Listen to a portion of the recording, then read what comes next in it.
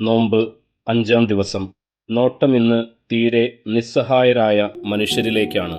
കാൽമുട്ടിലെ ശസ്ത്രക്രിയ കഴിഞ്ഞിട്ട് അധിക കാലമാകാത്ത ഒരമ്മ.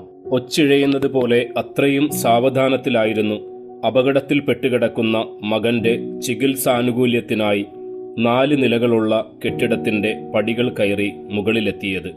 ഇളവ് ചെയ്തു കൊടുക്കേണ്ടയാൾ അകത്തുണ്ട്. കുറെ നേരമായി മൊബൈൽ ഫോണിലാണ്.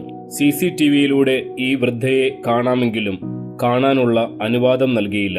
പക്ഷേ മോടിയായി വസ്ത്രം ധരിച്ച ചില വിലപിടിപ്പുള്ളവർ അനുവാദം പോലുമില്ലാതെ മുറിയിൽ കയറി. അകത്ത് ശീതീകരിച്ച മുറിയിൽ വർത്തമാനങ്ങളും പൊട്ടിച്ചിരികളും. പുറത്ത് വിയർത്തൊലിച്ചിരിക്കുന്ന അമ്മ. ഉച്ചയ്ക്ക് വരാൻ പറഞ്ഞ് തിരിച്ചയച്ചു.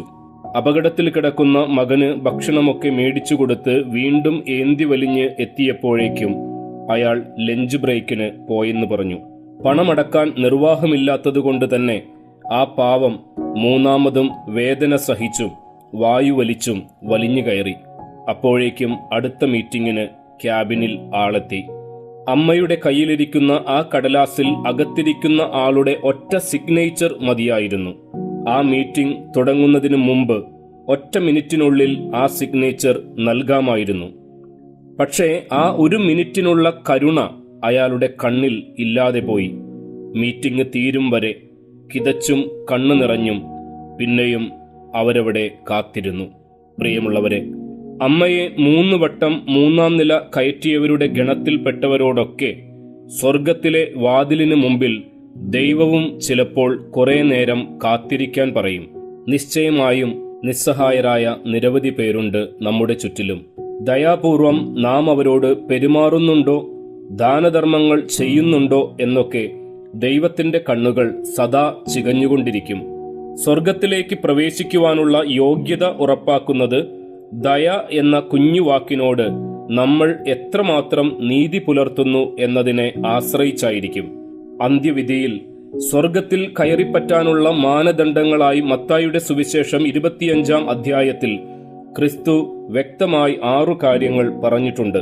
വിശക്കുന്നവന് ഭക്ഷണം, ദാഹിക്കുന്നവന് വെള്ളം, ഉടുപ്പില്ലാത്തവന് വസ്ത്രം, പരദേശിക്ക് സ്വീകരണം, രോഗികൾക്കും തടവറയിൽ ഉള്ളവർക്കും സന്ദർശനം. കഴിഞ്ഞു. ഇത്രയേ ഉള്ളൂ സ്വർഗത്തിൽ കയറാനായി കർത്താവ് പറയുന്ന 6 യോഗ്യതകൾ.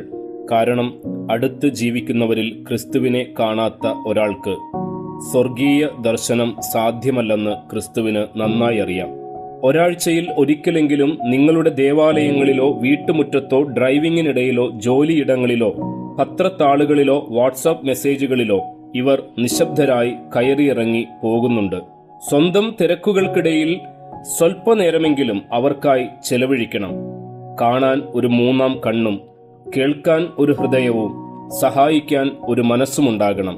ഹെബ്രായ ഭാഷയിൽ അന്നാവിം യാഹ്വേ എന്നൊരു പ്രയോഗമുണ്ട്.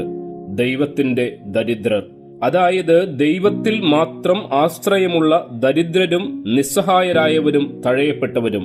അവർ ദൈവത്തിന്റെ സ്വന്തമാണെന്ന്, ദൈവത്തിന്റെ പ്രിയപ്പെട്ടവരാണെന്ന് വചനത്തിലൂടെ നമുക്ക് ബോധ്യമാകുന്നു. പ്രഭാഷകന്റെ പുസ്തകം 11-ാം അധ്യായം 12-ഉം 13-ഉം തിരുവചനങ്ങൾ. ചിലർ മന്ദഗതിക്കാരും ബലഹീനരും സഹായാർത്ഥികളും അതീവ ദരിദ്രരുമാണ്. എന്നാൽ കർത്താവ് അവരെ കടാക്ഷിച്ച് ദയനീയ അവസ്ഥയിൽ നിന്ന് ഉയർത്തുന്നു.